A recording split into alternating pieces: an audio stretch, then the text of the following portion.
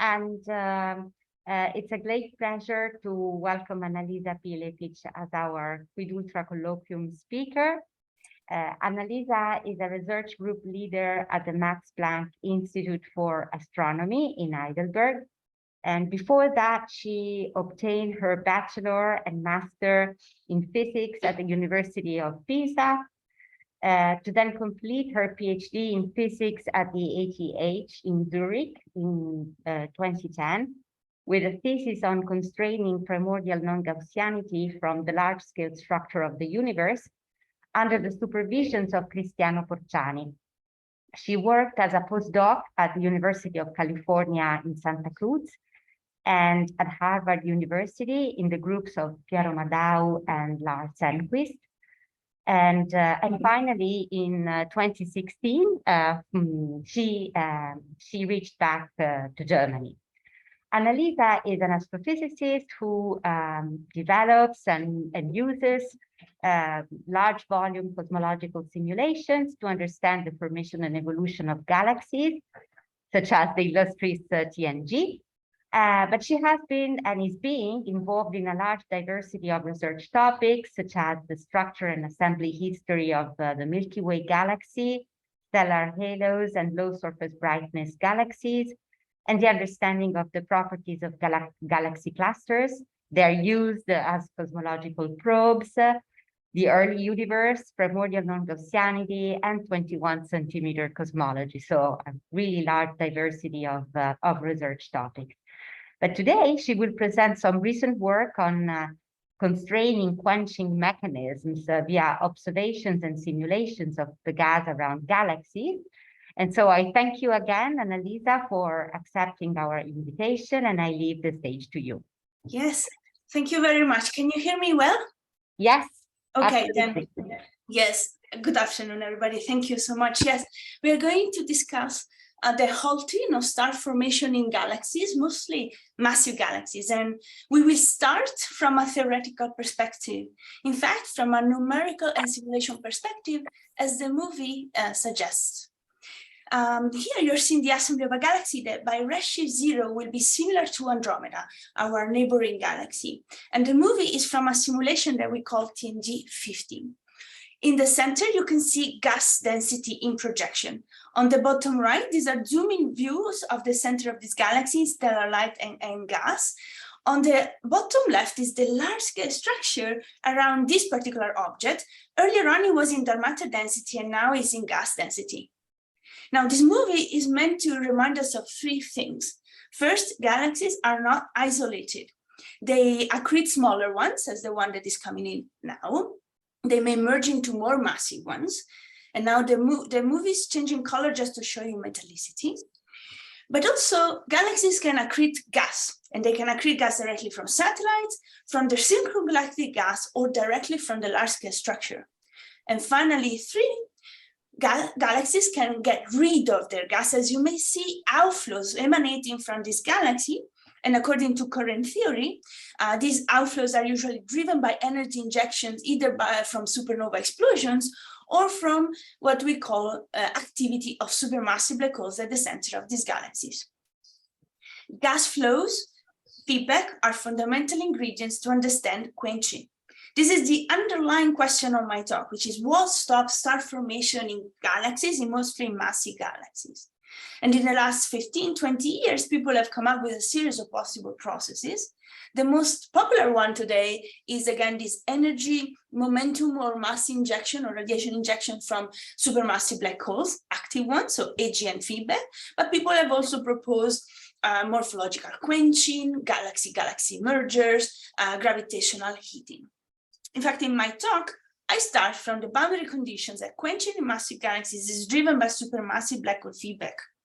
However, the really main point of my talk is that whatever quenches star formation in galaxies is expected to leave quantitative and observable imprints in the physical properties of the gas in and around galaxies.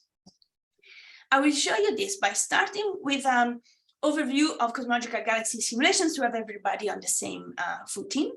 I will then give you details on how quenching is realized in current state-of-the-art cosmological galaxy formation models.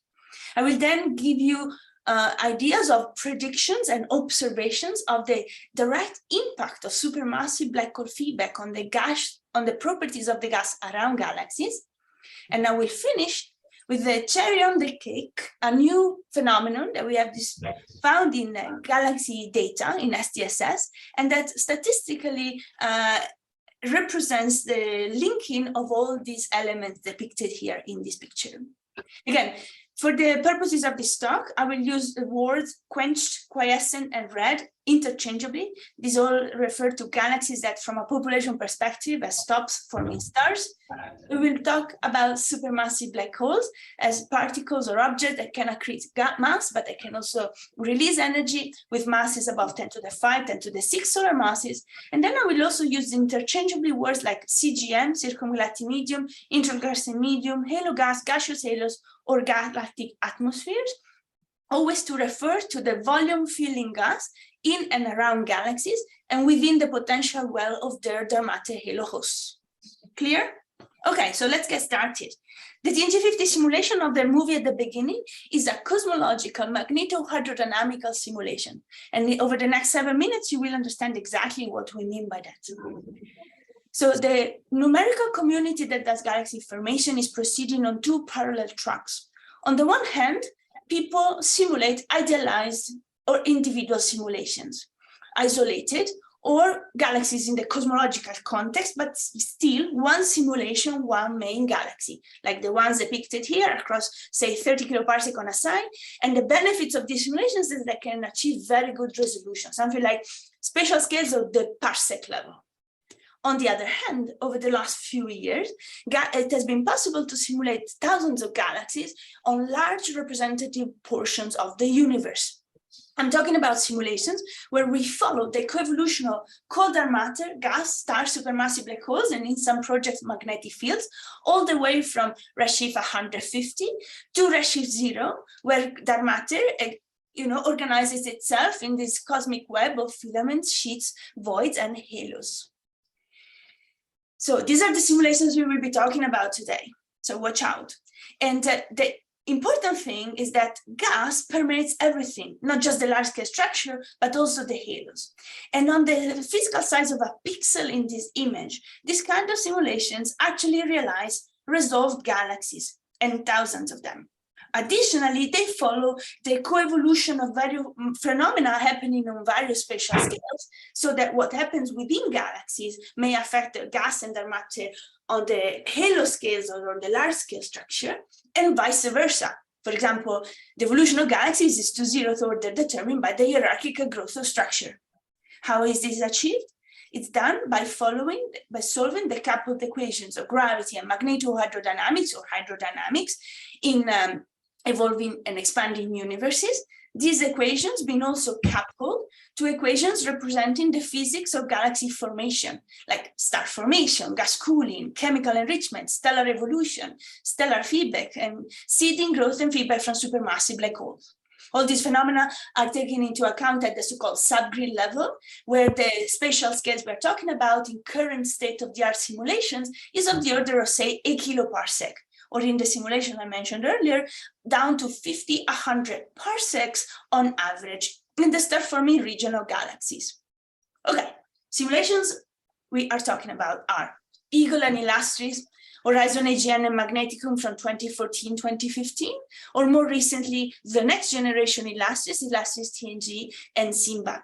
These are made by a handful of teams over the world, and they are all done with different codes and different implementations of the crucial aspects of galaxy formation.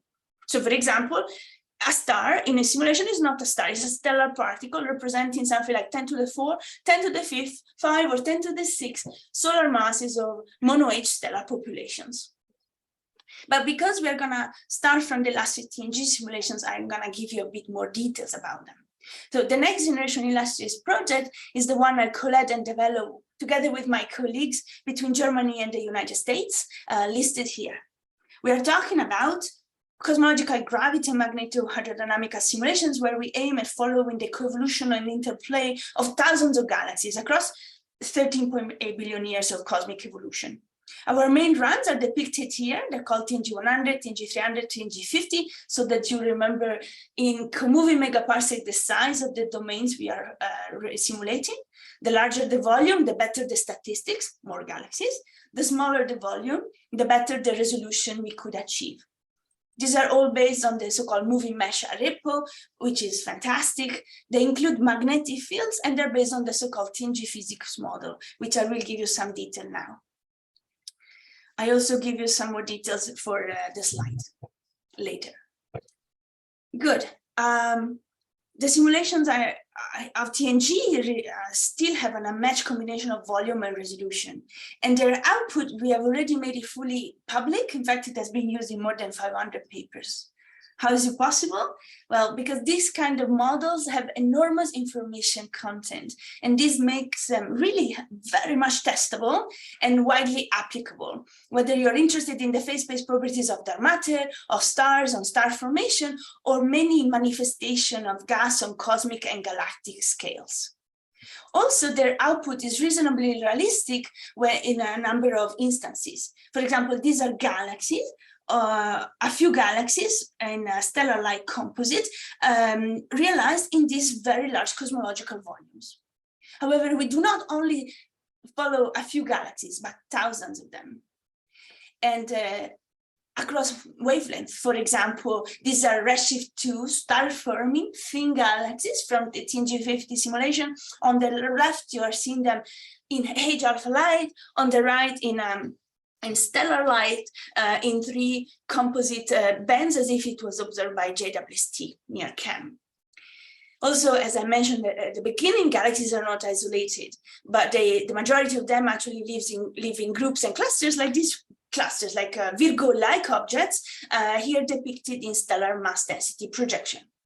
But again, this is possible because we are following the evolution on large scales. This is the large-scale structure, but perhaps you have never seen it in this cloth. The colors here depict the mass-weighted Mach numbers in the shocks. So this can be gravitational shocks, like along the filaments as they gravitationally collapse, or shocks due to feedback from the central regions of halos. Indeed, the key point of the simulations that is relevant for today is that they automatically give us spatially resolved and complex ideas of the structures of the gas. Again, I'm going to show you a few images. These are, for example, is the pressure map at the center of a Virgo-like cluster. So you see pressure waves. But we also follow small cold gas clouds in otherwise hot 10⁷ Kelvin halos, like the one in LRGs, luminous red galaxies, as well as we can follow satellites as they fall in groups and they undergo run pressure stripping, as you can see, simultaneously to feedback from supermassive black hole, as you can see in these outflows. Okay, but the simulations not only return images that are beautiful. As I mentioned, their output is also reasonably realistic. And I'm going to support this claim with 3 main points that are relevant to the topics of the day. Number 1, simulations like TNG return approximately the evolution of the cosmic star formation rate density, with cosmic noon around redshift 2 and 3, and a decline afterwards. Here in gray, a compilation of data, and in colors are various simulations of that we're talking about. However, this is partially by construction, at least in Illustris and TNG, but it's not by construction that simulations like TNG predict the existence of a star-forming main sequence and all the way to very high redshift. By this we mean integrated global star formation rate versus galaxy stellar mass, where the majority of the galaxies align in a sequence. More massive galaxies have larger SFRs, and higher redshift moves the star-forming main sequence to higher values. However, you can also see that there are galaxies that are falling off the main sequence. So in fact, the third achievement of this simulation is the capability of reproducing simultaneously 2 distinct classes of galaxies, star-forming and quiescent, or red and blue, like you're seeing here in this number density histogram of galaxies in the G-R versus stellar mass plane. In black, SDSS observational data, in blue, TNG 100 simulated galaxies. This is in colors. And I want you to remember that both simulations and observations agree that below 10 to the 10 solar masses, galaxies are mostly blue. Above 10 to the 11 solar masses, galaxies are mostly red. And you can see it also in quenched fractions, the number of galaxies that have stopped forming stars. This is number of galaxies that are quenched versus galaxy stellar mass. Again, below 10 to the 10 solar masses, both observations and simulations agree that galaxies are mostly star forming. Above 10 to the 11, they're mostly quenched. And you can see here different curves from different simulations, the new TNG simulations versus the previous Illustris simulation. And the differences are due to the different implementation of supermassive black hole feedback. Now, one point that this plot really gives clearly is that at the transitional mass regime of Milky Way and Andromeda-like galaxies, around 10 to the 10.7 solar masses, 10 to the 11, galaxies are moving from being mostly star forming to being mostly quenched. And so at the Milky Way, Andromeda mass scales, at L-star galaxies, we both have quenched and star forming galaxies, and we think that stellar feedback and supermassive black hole feedback are acting at the same time. So this is something that really needs to be remembered for later, but is also saying that whatever quenches galaxies has to be a reasonably common mechanism, because it happens not only in clustered massive galaxies, but also in 10 to the 10.5 solar mass galaxies that are many. Finally, these simulations also return the zeroth order connection between star formation rates and morphologies, with blue star forming galaxies being characterized by disky stellar morphologies with spiral arms, and red and quiescent galaxies being characterized by elliptical cocoons of stellar light. So with these simulations that are reasonable in many aspects, we can also get some insights about how the star formation progresses and how its decline, its quenching progresses. So for those of you who are not of this field, I'm gonna be very general now. As we saw earlier, star formation depends on galaxy stellar mass. But in fact, observations and simulations agree that it also depends on the environment. Galaxies of the given mass, a fixed galaxy stellar mass, galaxies in low density environments have higher star formation rates, both in observations and simulations, than galaxies in high density environments. Within the Lambda-Calder-Matte model, this is related to the underlying halo mass, and is related to whether galaxies are satellites or centrals of their dark matter host halo. Even more generally, the star formation activity of galaxies seems to depend on the interplay between internal and environmental processes. To zeroth order simulations and most observations agree that quenching is that again, the star formation status depends on the availability of cold gas, right? It makes sense, right? Because cold gas is the fuel for star formation. And so again, to zero approximation, galaxies that are quenched are probably galaxies that have undergone some gas loss or removal. According to simulations, the chief mechanisms that produce this are supermassive black hole feedback and stripping of cold gas from galaxies in the case of high density environments. So let me give you a bit more details on both of these. Let's start with supermassive black hole feedback. And let's talk about massive galaxies, about 10 to the 10 solar masses. From the theoretical perspective, a point is very clear from simulation perspective. No mechanism other than feedback from supermassive black holes, a powerful energy injection from the central region of galaxies, has been shown to be able to quench entire populations of simulated massive galaxies consistently with observations.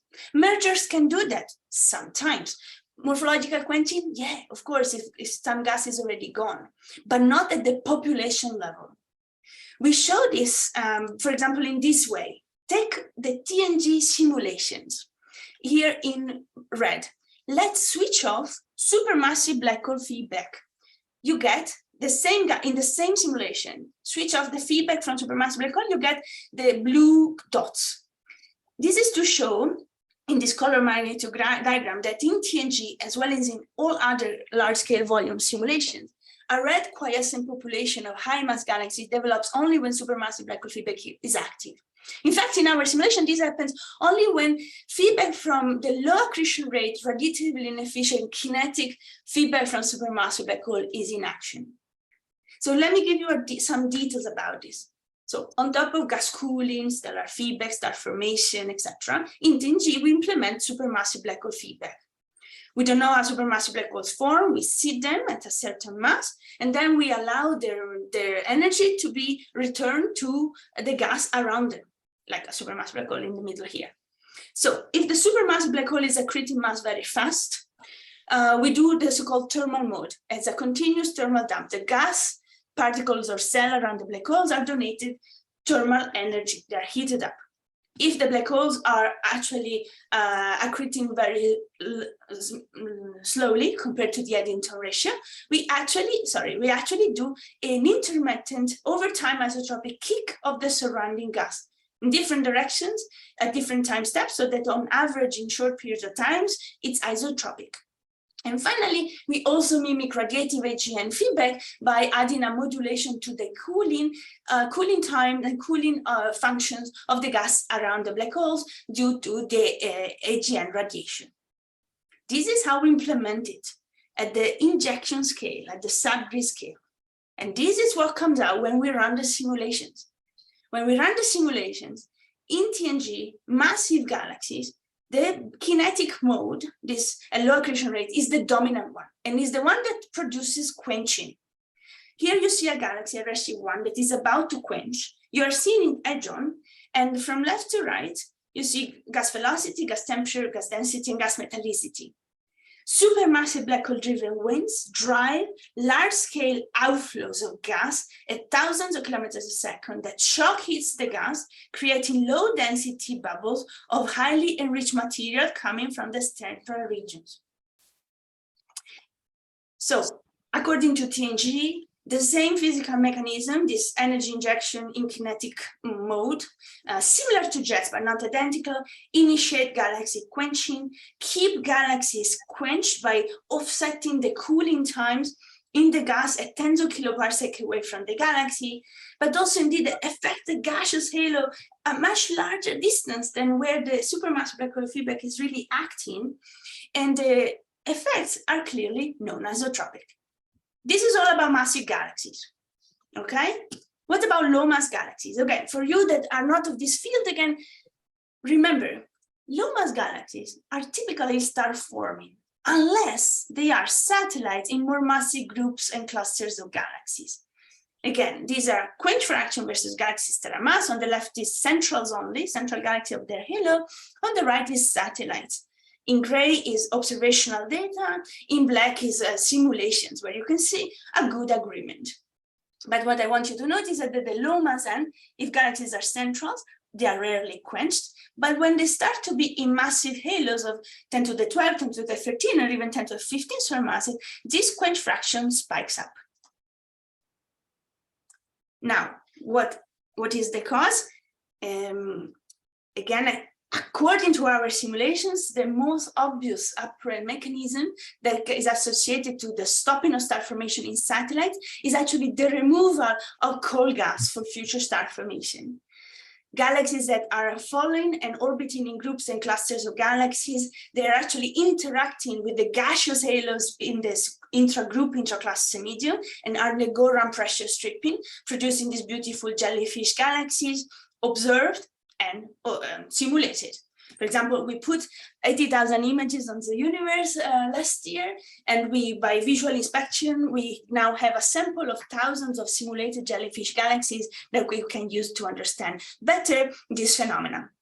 In fact, my team has worked on environmental effects on galaxies a lot, but this is not what I'm gonna talk more about in the talk, but I just wanted to give you the overview. Going back to massive galaxies, the fact that, as I mentioned, supermassive black hole driven outflow ejects the gas from the inner regions of galaxies and all the way from the halos, and this gas ejection as quenching mechanism is also something not just predicted by TNG, but also by all other large-scale simulations like Eagle and Simba. However, as you can see here in this gas fraction, gas mass over total mass versus total mass, different simulations produce very different amount of gas retained within galaxies and halos. So similar qualitative mechanism, but in practice, very different outcome. Why is that? Well, current simulations have been mostly designed to reproduce galaxy stellar properties. And why? Because stellar properties are the ones that we have known the best over the last 20 years. And so it's easier to either calibrate the models or also compare them to. However, quenching is related to flows of gas and feedback. And feedback, we know, leave direct imprints on the properties directly, not on the stars, but on the gas within the galaxies and around them, as this movie shows in a very exaggerated manner. And so in the main part of my talk, I'm gonna give you more inputs about what we think may be the connection between what happens inside galaxies and the circumgalactic medium around them. I will focus mostly on this transitional mass regime of 10 to the 10, 10 to the 11 solar masses in stars, where the quenching mechanism is acting at first. And in some cases, we will compare star forming and quiescent galaxies, because according to our simulations, galaxies wouldn't be quiescent if there were no supermassive black hole feedback. And so quiescence is an indication of, as a signpost of feedback effectiveness. Okay, so we're going to move from galaxies to the gas around them.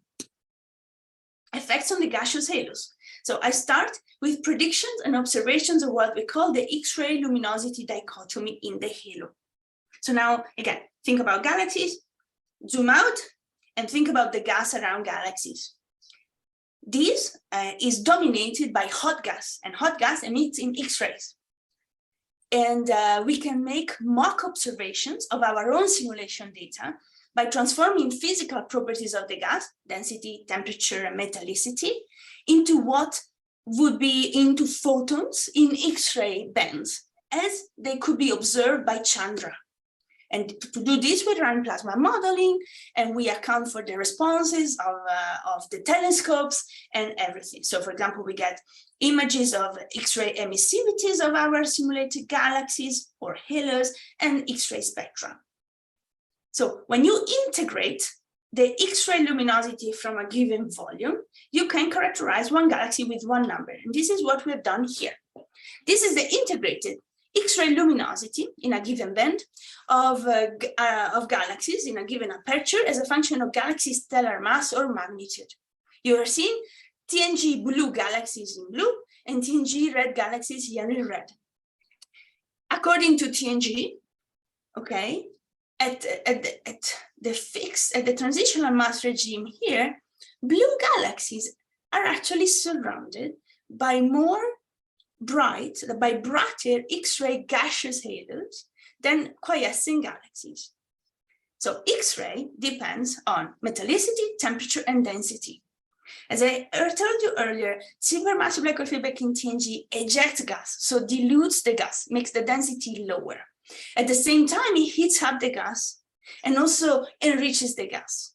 However, the winner is density. And so galaxies that are quenched have undergone supermassive black hole feedback. They have less gas in their atmosphere in gaseous halos, and therefore they are less bright in X-ray. This is a physical the imprint of the ejective and preventative modes of supermassive black hole feedback in unobservable. And in fact, this is already tentatively supported by the observations of individual galaxies from Chandra in the local universe. Again, blue star-forming galaxies here and elliptical quiescent galaxies there. In fact, this plot refers to the hot interstellar medium, really. But this is in place, this dichotomy between star-forming and quiescent galaxies is in place also if we come out from the galaxy volume and go into the gaseous halo. Maybe you can look at the plot on the right. Colleagues have also shown this for both TNG and EGO, and also being not just mocks of Chandra as us, but eROSITA. And you can see here the X-ray surface brightness as a function of distance for star forming and quiescent galaxy, star forming in solid and quiescent galaxy, where you can see that they have different profiles of X-ray emissivity. These are all predictions. Does the data beyond Chandra, few galaxies in the local universe support this? So as you may know, We have a fantastic new tool. It's eROSITA. It's a German-Russian telescope. It has been launched in 2019. The main point of eROSITA is actually to do dark energy cosmology, and this is supposed to see like 100,000 clusters, galaxy clusters across the whole observable universe. But here we have been using the eROSITA data, in particular the eROSITA final equatorial depth survey, to see these aspects of galaxy formation. So we have used this IFETS data that is in the field that is compatible with gamma survey in the optical and SDSS. And what we have done is that we have taken galaxies of a given mass, they're forming in quiescent, and we have stuck them in X-ray and checked whether the X-ray luminosity is different. We have done it with a team at MP, colleagues at Harvard have done it, and the two complementary competitive analyses are returning ambiguous results. This is X-ray luminosity versus stellar mass, again, integrated in a given aperture. One work on the left, another work on the right. The eROSITA data for star forming quiescent galaxies is here, or these ones. So according to our colleagues here, star forming galaxies at a given stellar mass are surrounded by X-ray brighter CGMs than quiescent galaxies. But according to us, this is not the case. This is just to say that this is based on stacking, is because individual galaxies CGMs could not be seen. And just to say, it's actually a very tricky measurement, and the two different groups disagree at the moment. They are based on different bins, different way of stacking, different way of removing extended sources or point sources. And so the difference between the two is not yet clear. However, the predictions are clear from TNG and Eagle, and we have a paper in preparation where we also show that SIMBA, the newer simulation made with Gizmo, actually predicts the same effect, meaning that star-forming galaxies have, in a certain regime of mass, have higher X-ray luminosities than quiescent ones. Okay, this was all integrated, spherically averaged, and across many galaxies. However, these simulations, like TNG, really allow us also to study and replicate what happens in the case of individual galaxies, like this one, our own galaxy. This is what people see when they look towards our own galactic center, and they see the Fermi bubbles, here depicted in red, which is in the gamma, which are emitting in gamma rays, and the so-called eROSITA bubbles, emitting in X-ray, depicted here in cyan. People are very excited about them. We don't know the relationship between the two, and people have measured outflow velocity of the gas in the bubbles going anywhere from 300 kilometers a second to 1300 kilometers a second. And in fact, nobody knows. There's a big debate on whether these bubbles are inflated by energy injection due to the star formation in the galactic center, or are due to the activity of Sagittario A star. Well, we discover, after running the simulations, that these eROSITA-like bubbles are naturally produced in our own TNG50 simulation, in particular in Milky Way Andromeda-like galaxies. We have something like 200 Milky Way Andromeda-like galaxies, and you're seeing them here in a John Fison in stellar light, discrete galaxies of a certain 10 to the 0.7 solar masses in stars and within a certain environment. Okay, let's take one. This is stellar light, a John, a disk, very nice. This is this gas where you can start to see plumes of gas emerging perpendicular from the disk.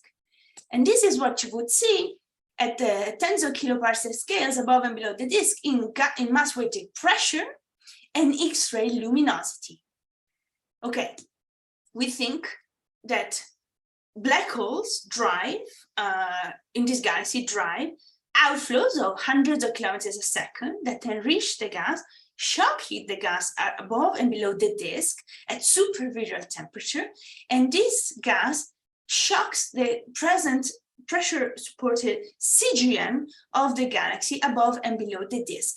And this accumulation of gas at the front also produces these nice bubbles and cavities in X-ray. This is one example, but we have many examples, and they are actually suggestively similar to the one of our observed in our own Milky Way, albeit of course not exactly. In fact, I've not found them in X-ray, but I found them in pressure. TNG50 bubbles are manifest as overpressurized cocoons of gas, sometimes multiple cocoons of subsequently larger bubbles above and below the disk of these Milky Way simulated galaxies. And these bubbles are filled with hot gas, 10 to the 6.5, 10 to the 7 Kelvin, which is why they emit in X-ray. Now, also, according to TNG50 and according to hundreds of these examples, they come with different expansion velocity and ages. For example, these are the bubble expansion velocity of the bubbles in the simulation versus the bubble size. They expand from sizes of a few kiloparsec to 100 kiloparsec. Expansion velocities that go from 200 kilometers a second to 2000 kilometers a second. And this is where our own Milky Way bubbles seem to lie.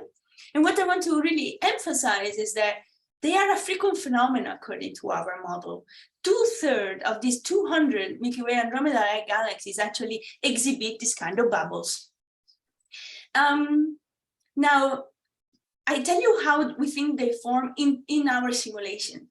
So I now look at one galaxy as a function of time across 500 million years on the bottom. And this you can see outflow velocity. And you can see that the supermassive black holes produce from time to time large outflows, very high velocity outflows of hundreds of thousands of kilometers a second. In correspondence of one of these outflows, if you look at the first row in pressure, you see the time evolution of the CGM of a particular galaxy edge on at 8 megayears of difference. And you can see that the bubbles emerge as a response to these black hole-driven outflows. This is another example. And these outflow velocities in the CGM are due to energy injection from the supermassive black holes. These are supermassive black holes energy injection in cyan, and you can see the outflow velocity in this jigsaw kind of pattern as a function of time. So in our simulations, the bubbles like eROSITA bubbles in our Milky Way are due to pulsated periodic bursts from supermassive black holes. And I just keep it fast, and they are actually a very low accreting Eddington ratios. And so to summarize, in TNG50, eROSITA-like bubbles are inflated by episodic kinetic energy injection from supermassive black holes. The gas is pushed out of the innermost regions of the galaxy. It's actually pushed isotropically, but it emerges among the path of least resistance. So above and below the gaseous disk, high velocity outflows develop also at 5, 10, 30, 50 kiloparsec above and below the disk, and often produce supersonic shock fronts. So we have a couple of implications from these parts related to Milky Way, that eROSITA-like bubbles can be plausibly produced by supermassive black holes, at least according to our model. And these don't need to be in quasar, high accretion, high luminosity phases. But also, eROSITA bubbles may not be only typical of our own Milky Way. If the model of TNG was not completely bogus, we may be able to expect many eROSITA-like X-ray bubbles in the CGM of external Milky Way-like, disky-like galaxies on the verge of being quenched. The jury is still out, possibly with eROSITA, with some pointed observations in the future, people may be able to do this. At the moment, this has not been possible because it's very hard to see this X-ray CGM emission at large distances in nearby galaxies. Third prediction, again, going from individual galaxies to populations of galaxies, we have seen these energy injections inflating X-ray bubbles in the CGM of Milky Way Andromeda-like individual galaxies. We think that this is a general phenomenon that could be seen also across populations. We are saying that according to TNG, outflows from supermassive black holes shape the gaseous halos also at the population level. These are stacks of galaxies, at 10 to the 11 solar masses. And here you're seeing gas density, gas temperature, and gas metallicity. And these circles denotes 1/4 and 3/4 of the virial radius. So we are really in the gaseous halos of these galaxies. The galaxies are seen edge on. And in this map, the azimuthal average quantity, density, temperature, or metallicity is subtracted. So you're seeing a modulation. So according to our models, feedback produce an angular dependence in the physical properties of the gas around galaxies. Because the feedback, however you inject them, they come out from the path of least resistance. This is depending very much on which mass scale, stellar mass or halo mass we are talking about, and depends on the physical property. But here, for example, you can see that it's stronger in all three quantities, in metallicity, temperature, and density at this transitional mass scale of 10 to the 10.7, 10 to the 10, 11 solar masses in stars, and 10 to the 12 solar masses, halos. Again, beyond the eROSITA bubbles, we think that this phenomenon is provable with future observations in X-ray again, in particular with the X-ray hardness, which is like a color for X-ray, is the ratio between X-ray and a given band to a ratio in a shorter wavelength. And here we made quantitative predictions from galaxies in TNG, in Eagle and Illustris. And the key point is that they have different implementation of feedback models and different qualitative, for example, Illustris, or quantitative manifestation of this angular dependence. Again, this has not been proved. We are looking forward to more and deeper data from eROSITA, for example, or future observations in the next 10 or 12 years with future X-ray observatories. So I'm going to conclude in the next 5 minutes with moving from predictions to observations, because although this anisotropy of the CGM properties has not been yet proven directly, it is at least consistent with a phenomenon in galaxy data in SDSS. So we have therefore moved to galaxy data. We're looking at galaxies and their stellar content, both in SDSS and in our simulations. Here, so consider a massive galaxy, like an Andromeda or a bit more massive, and it will be immersed in its own hot halo of gas, that matter halo, but will also be surrounded by satellites. Now, thanks to the SDSS photometry, we can also define a position angle, a photometric position angle of the galaxy. So we can define, say, a major axis according to its luminosity in stars. And we can also define the position of the various satellites in angle according to these major axes or minor axes. Now, what we have found in SDSS is that the satellites' star formation activity depends on where they are angle-wise with respect to their central. So according to SDSS, by stacking 120,000 satellites around about 30,000 centrals, we have found that the quench fractions of satellites depend on where they are in angle around their centrals. The fraction of quenched satellites is lower along the minor axis and larger along the major axis. Now, we found this because actually this was suggested by what we saw in TNG. In fact, in TNG, we have the same angular modulation of the quench fractions in satellites around their centrals. This can only be determined stacking. In fact, it's a very small effect, a few percentage points. You see here in relative sense, but it's statistically significant. On top of that, we also find secondary dependencies that are very intriguing. In SDSS, this modulation is stronger for satellites closer to the center, for lower mass satellites, halos with more massive centrals, and halos with relatively more massive supermassive black holes. Now, thanks to the fact that it's also present in TNG, we can produce some interpretation pathway. And we think that this is a phenomenon related to what happens in the host halos, not due to the large-scale structure. And we could come to this point because TNG in particular, this TNG 100 is the same exact volume, the same initial conditions of the old Illustris simulation. They only disagree for how the feedback, in particular the supermassive black hole feedback, has been implemented. And in Illustris, there's no signal. Also, this modulation, according to the galaxies in TNG, is driven by galaxies, by satellites that quenched in their own redshift 0 host, not outside, and that they quenched recently. So we call this phenomenon the anisotropic satellite quenching, and we think that it is driven by supermassive black hole feedback from the central galaxy that affects the properties of the halo gas around the central galaxy. This halo gas interacts with the satellites orbiting thereby, affecting their evolution.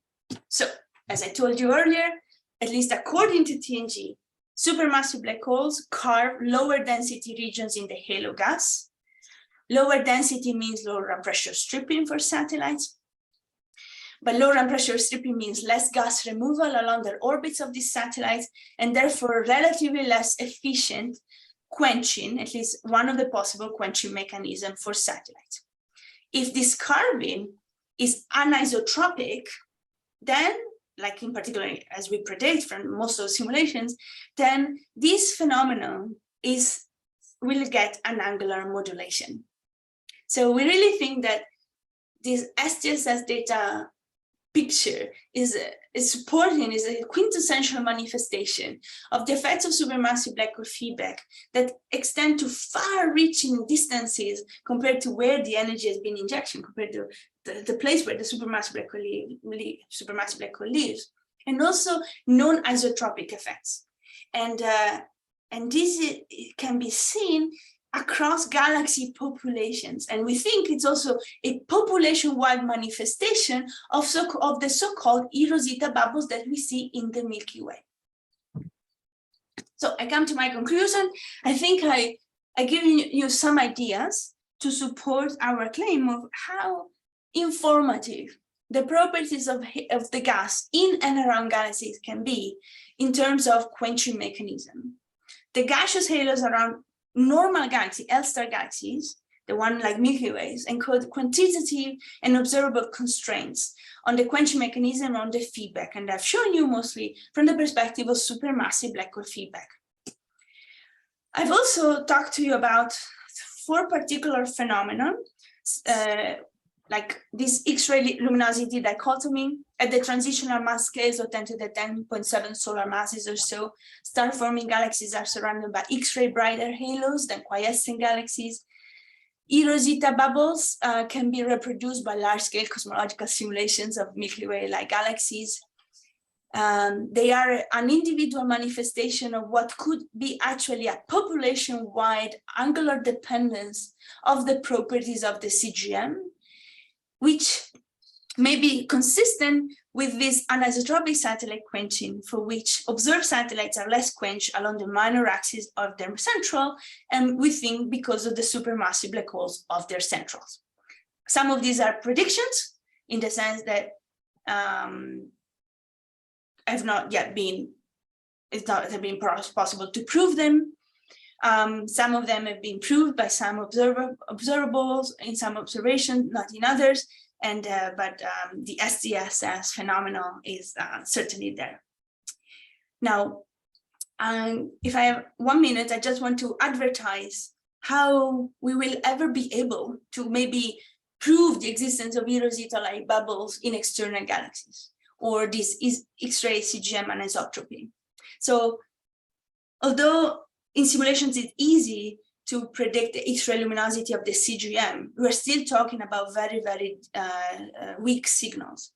But the future really seems to be in imaging and X-ray IFU of the hot volume filling gas in halos. And you might have heard of the AstroDecadal 2020 survey that have proposed probe missions, and my team and I are contributing to a scheme, a project. Is called the Line Emission Mapper. It's a NASA probe mission concept idealized by Maxim Markevich at Goddard, and now led by CFA at Harvard. is supposed to be a large field of view, high reasonable angular resolution, but especially extremely good spectral resolution X-ray telescope.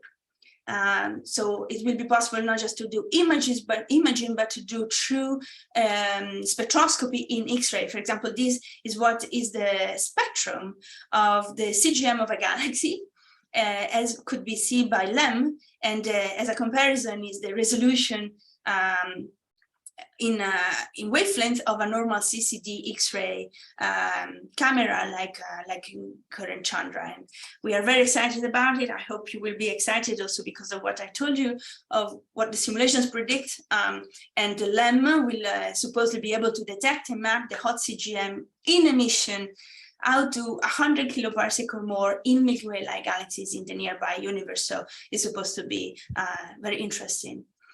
In the meantime, if you're interested in simulations, you can get all our data on our website, because as I mentioned, they are fully publicly available. And I know some of you are already there. So thank you for your attention. Thank you, Annalisa. Thank you very much for this beautiful review of all this amazing work that you have been doing, you and your team have been doing with this incredible simulation. So I guess that there may be lots of questions.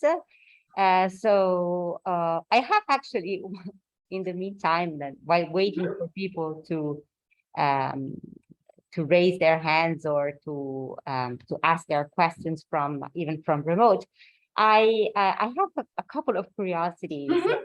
So first of all, regarding this last point of this very interesting anisotropic quenching of satellites. So if you take this at face value, it means that suppose that you don't have any outflow from your central galaxy, you would expect to have more pressure stripping on these satellites in an isotropic way, right? So shouldn't this be somehow contradicting the fact that you need supermassive black hole driven outflows to really quench star formation in the galaxies? Because I mean, from what this is kind of contradictory to me. Let's see. In fact, so based on our interpretation, what is happening is that satellites quench a lot, right? Because if I show you the typical baseline isotropic value around group mass scales object in SDSS, 40% of satellites are quenched. So what we are saying here is that, so they quench because of environmental effects. Right a priori, this is your starting point. And what we are saying is that this environmental effect may actually depend on the environment, and the environment may be modified by the supermassive black hole feedback of the central. Here, again, the signal is driven by low mass satellites. So satellites that per se wouldn't quench unless they were undergoing around pressure stripping. And what we are saying is that the baseline would be, the baseline would be somewhat at some point, but in certain direction, it goes down. The quench fraction, it goes down because the around pressure stripping is less effective. We cannot exclude, actually, that is the other way around, that along the minor axis is not that we are quenching less, but we are allowing more star formation, which seems the same thing, but it's not the same. I don't mean it's the same as the same thing. For example, actually, galaxies that go through shocks due to outflows may actually undergo for a moment a burst of star formation because they are actually maybe compressing their gas because of going through more dense gas. And after the burst may actually undergo more around pressure stripping. We also see that in individual cases, but at the end of the day, the winning mechanism is we think that the around pressure stripping is diminished in certain regions around the halos. So to me, it's not a contradiction, it's just a modulation of what we think may happen. Yes? So does it answer, Rafaela? Like Yeah, tell me better where, yeah. Mm-hmm. So I don't know, I want to leave some space for Okay. the questions. Okay, Paolo Serra. Hi. Hi, nice talk, Annalisa. A comment on exactly on the same point. I think I'd understand your explanation if the situation were static, like you've got a bunch of galaxies that live in the cone of the minor axis and a bunch of satellites that live outside of that cone, and then kind of makes sense. But galaxies don't really stay within that cone very long, so they move. So I wonder how cumulatively over time you can build this picture. And before I let you comment on that, I was wondering whether you're aware of a paper by Stas Shabala and Joe Silk and I think somebody else from 2011, where they reported a somewhat related effect, but that doesn't go quite in the right direction, I think. So what they looked at was the color of SDSS satellites as a function of their position relative to radial lobes. And they found that galaxies in projection against the radial lobes were statistically redder. Now, of course, it's a different sample, it's radial AGNs and all that, but I feel there should be a connection between the two things, but I can't quite make sense of it right now. Okay, thanks. One thing at a time. Completely agree. So galaxies say when they orbit, it's not that they always orbit perfectly radially along the regions carved in a lower density. And in fact, again, as I mentioned it, but very fast. So these modulations, according to TNG, because we can check, is really driven by galaxies that quench in their halos and that they quench recently. I bet, and we didn't do this test, but we could in the future, that this is also driven by star formation rates, tracers that are very susceptible to what happens in the recent past. Okay, and so if we were to use SFR tracers that are on 1 gigayear scales, maybe we wouldn't see that.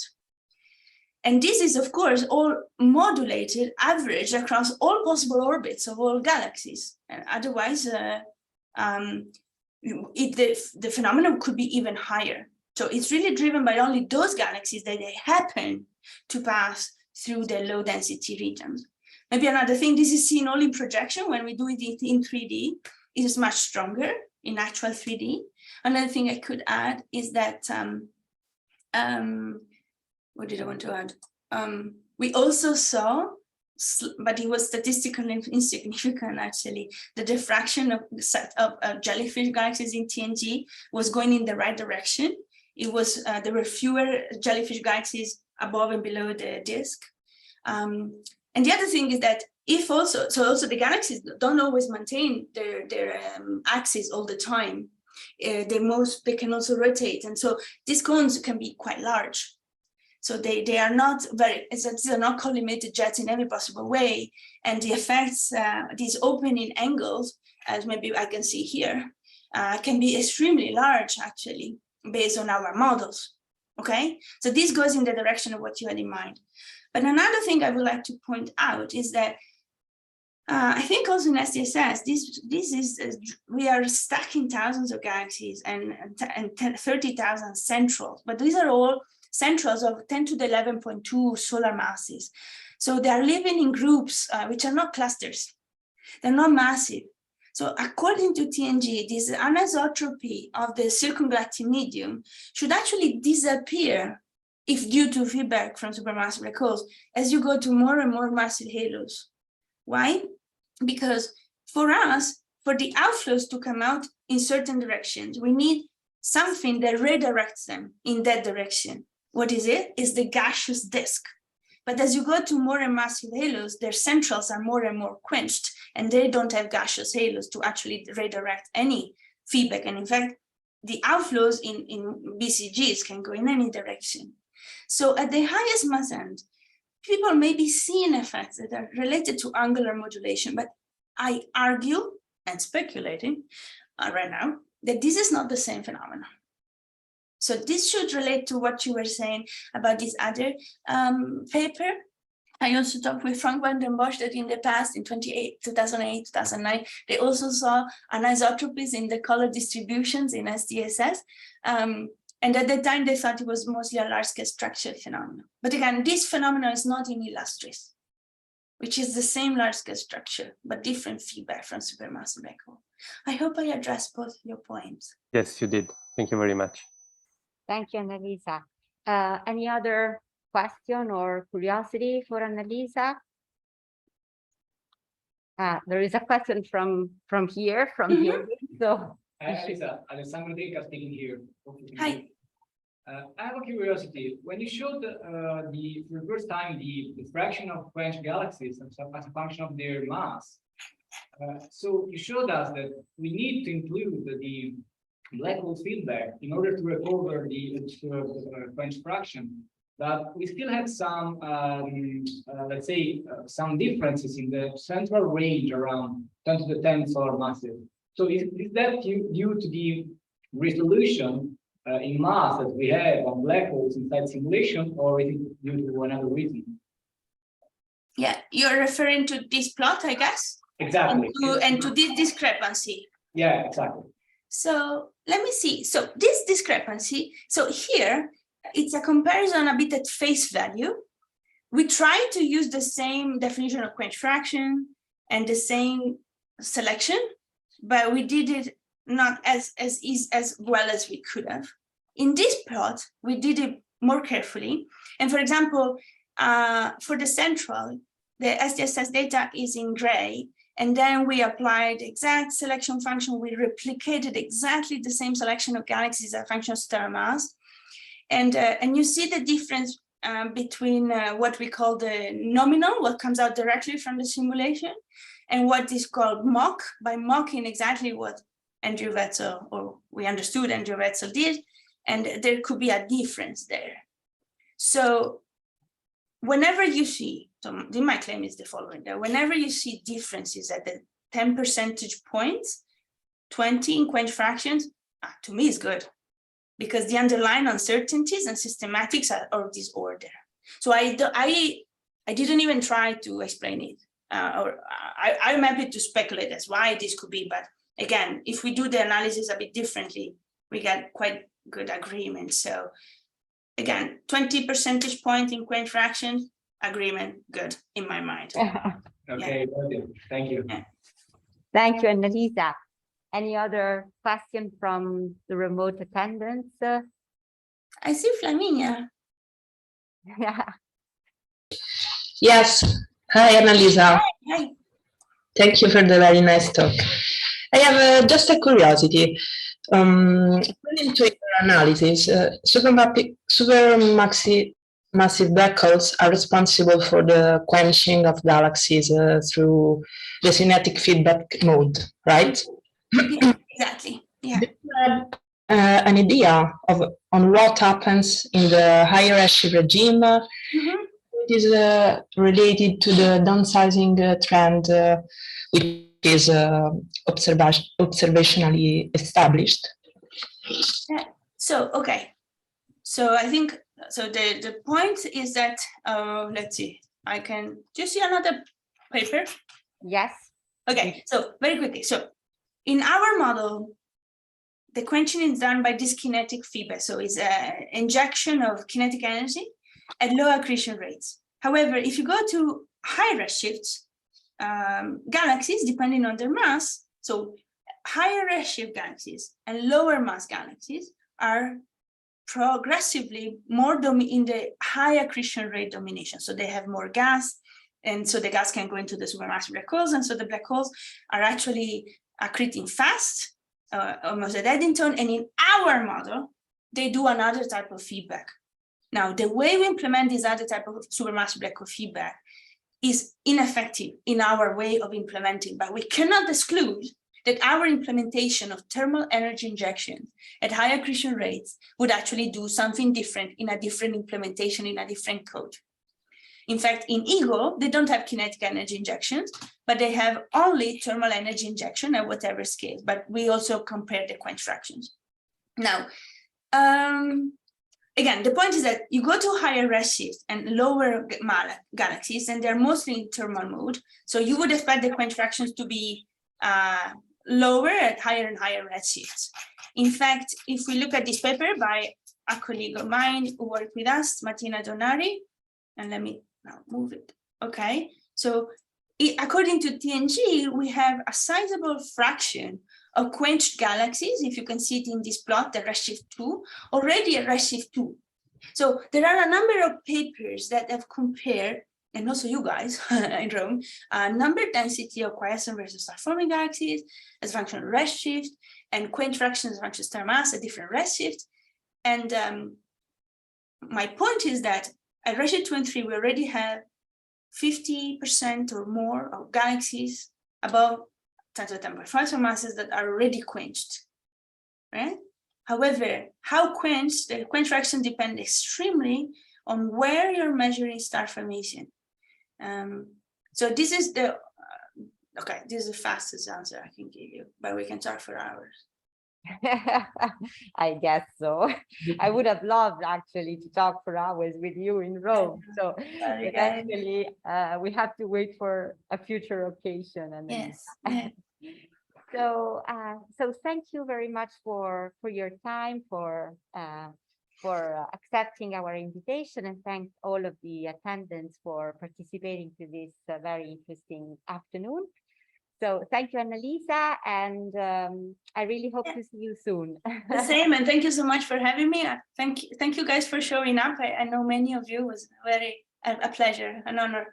Ciao Raffaella, thanks. Ciao, thank you. Bye bye. Arrivederci a tutti, buona serata.